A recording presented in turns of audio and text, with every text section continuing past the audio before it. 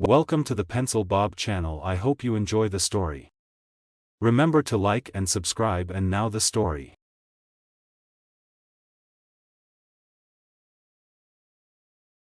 In a quiet suburban neighborhood perched between mature oak trees and well-groomed lawns, there lived a retiree named Mr. Thompson. After years of working in a bustling city, Mr. Thompson found solace in the tranquility of his suburban home. He spent his days tending to his garden, reading books, and enjoying the simple pleasures of life. But there was one hobby that brought him immense joy: beekeeping. One spring morning, Mr. Thompson decided to embark on a new venture. He would establish a backyard apiary to cultivate honeybees. He believed it would not only provide him with a source of fresh honey but also contribute to the local ecosystem by aiding in pollination efforts. With great enthusiasm, he set up several beehives in his backyard, carefully attending to their needs and watching with delight as the bees went about their busy work. Unfortunately, Mr. Thompson's newfound passion soon drew the unwanted attention of the Homeowners Association.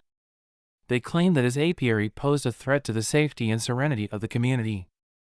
Citing concerns about potential bee stings and the perceived unsightliness of the hives, they began issuing fines and pressuring Mr. Thompson to dismantle his apiary.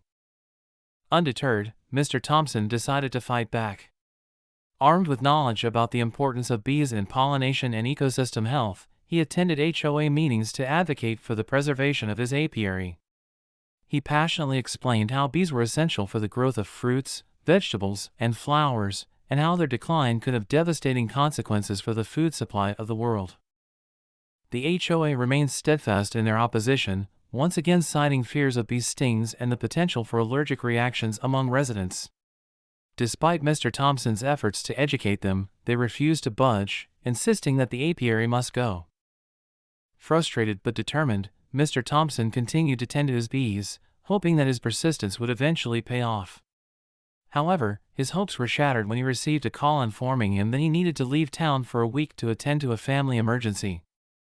Reluctantly, Mr. Thompson left his beloved bees in the care of his neighbor, Mrs. Jenkins, with strict instructions on how to care for them in his absence.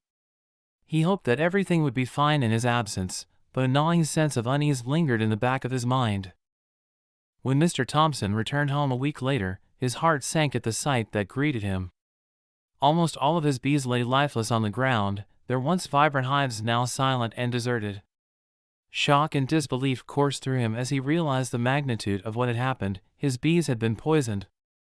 Distraught and enraged, Mr. Thompson immediately contacted the authorities, demanding an investigation into the matter. It didn't take long for the truth to come to light. The HOA, desperate to rid the neighborhood of Mr. Thompson's apiary, had resorted to poisoning his bees in a cowardly attempt to silence him. When news of the malicious act spread throughout the community, outrage swept through the neighborhood. Residents who had once been indifferent or supportive of the HOA's actions now rallied behind Mr. Thompson, condemning the despicable act and calling for justice to be served. In the face of mounting pressure and public scrutiny, the HOA was forced to issue a public apology to Mr. Thompson and reimburse him for the damages incurred. Additionally, they agreed to revise their policies to accommodate backyard beekeeping within the neighborhood, acknowledging the important role that bees play in the ecosystem. Although devastated by the loss of his beloved bees, Mr. Thompson found solace in the overwhelming support he received from his community. Together, they planted wildflowers and native plants to attract pollinators, ensuring that Mr. Thompson's backyard would once again be abuzz with life. As the seasons changed and the flowers bloomed, Mr. Thompson stood in his backyard, surrounded by the gentle hum of bees going about their work. Despite the hardships he had faced, he couldn't help but feel grateful for the resilience of nature and the unwavering support of his neighbors. And as he watched the bees flit from flower to flower, he knew that no amount of opposition could ever silence the buzzing chorus of life that thrived in his backyard apiary.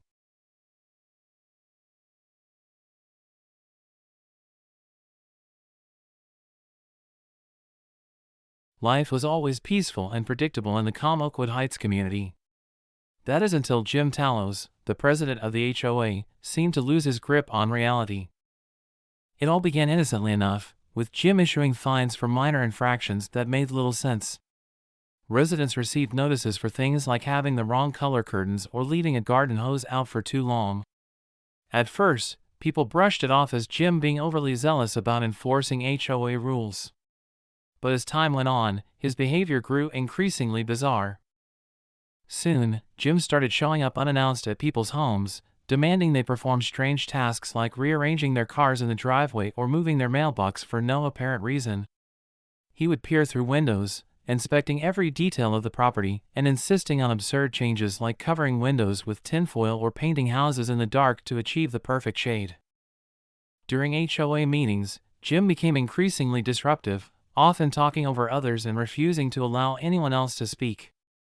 He would demand absolute silence, claiming he needed it to concentrate, while he rambled on about nonsensical ideas and plans. The breaking point came one fateful afternoon when Jim's behavior took a truly alarming turn. Witnesses reported seeing him running naked and bleeding through the streets, screaming about being a wounded animal in need of a vet. Concerned neighbors called the police, who arrived to find Jim in a state of utter delirium. It wasn't long before the truth behind Jim's erratic behavior began to surface. His wife had left him, taking almost everything, including their home. He had lost his job and was reduced to living out of his car. To make matters worse, he had been the victim of robbery and assault, leaving him emotionally and mentally shattered. As the residents pieced together Jim's unraveling, they couldn't help but feel a mix of sympathy and frustration. While his breakdown was undoubtedly triggered by personal hardships, it was also evident that Jim's entitled and abrasive demeanor had alienated many in the community long before his troubles began. In the aftermath of Jim's meltdown, the neighborhood rallied together to support him as he sought treatment and recovery. The HOA elected a new president who sought to rebuild trust and foster a sense of unity among residents. Slowly but surely, Oakwood Heights began to return to its peaceful and harmonious state. Jim Tallows' story was a lesson for the neighborhood, showing them how empathy, understanding, and community support mattered during tough times. As the sun went down over Oakwood Heights, the residents felt confident that they could handle any challenge by sticking together.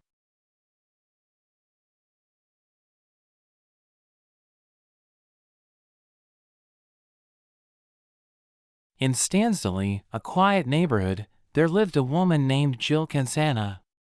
But to the unfortunate souls who knew her well, she was more commonly referred to as Karen. Now, Karen was no ordinary neighbor. She possessed an air of entitlement so thick it could rival the morning fog, and her demeanor was as bossy as a drill sergeant on a parade ground. To top it off, she had an arrogance that could make even the most self-assured person feel small, and she looked down upon everyone with a disdainful sneer. Karen had only moved into her house a mere 2 months prior, but it didn't take long for her to decide that the neighborhood needed something to keep it in line. And what better way to assert her dominance than by forming a homeowners association, with herself at the helm, of course. With a clipboard in hand and a steely determination in her eye, Karen embarked on a mission to gather support for her grand scheme. She went door to door, plastering on a forced smile as she tried to coax her neighbors into joining her cause. Most residents simply smiled and nodded, having no intention of being roped into Karen's web of control. After all, there were no public areas that required the heavy hand of an HOA, and nobody was keen on spending their hard-earned money on frivolous fees. For those brave souls who dared to challenge her authority, Karen's true colors shone through like a beacon in the night. She would unleash her wrath upon them, spewing venomous words and hurling insults with reckless abandon. But Karen was undeterred by the dissenting voices. In her mind, the HOA was already formed, regardless of any pesky paperwork or legalities. Armed with a stack of hastily drawn-up documents, Karen dropped off packets at each home in the neighborhood, outlining the rules and regulations of her newly minted HOA. Amongst the laundry list of absurd mandates was one that stood out like a sore thumb. All houses were to be repainted in the same color scheme as hers. It was a decree that left many residents scratching their heads in disbelief. Predictably, the reaction from the neighborhood was less than favorable. Some chose to confront Karen head-on, engaging in heated arguments that only served to fuel her fiery temper. Others, however, opted for a quieter approach, simply ignoring her demands and carrying on with their lives as usual. But Karen was not one to be trifled with, and she wielded her newfound power like a sledgehammer, issuing fines left and right to anyone who dared to defy her authority. Before long, she had filed liens on a dozen properties for non-payment of these unjust fines, convinced that she was the undisputed ruler of the neighborhood. However, Karen's reign of terror was short-lived. Her iron-fisted rule was put to the test when she was taken to court and sued by the very people she sought to control. And much to her dismay, she found herself on the losing end of the legal battle. In a humiliating twist of fate, Karen was informed that her so-called HOA held no legal standing, rendering her fines null and void. The liens she had placed on her neighbors' properties were swiftly removed, and she was left with nothing but a bruised ego and a shattered sense of superiority. Word of Karen's downfall spread like wildfire throughout the neighborhood, and soon she became the laughingstock of the entire community. Humiliated and defeated, she packed her bags and slunk away under the cover of darkness, leaving behind a neighborhood that was finally free from her tyrannical grip. The sun set on Karen's brief but tumultuous reign, and her undervalued HOA, serving as a reminder of the worst 10 months the neighborhood had ever seen.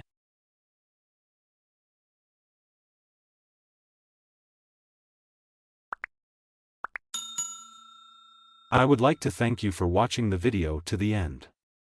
To encourage us to make more videos, please like, subscribe, comment, as well as share. Check out this other video if you haven't already.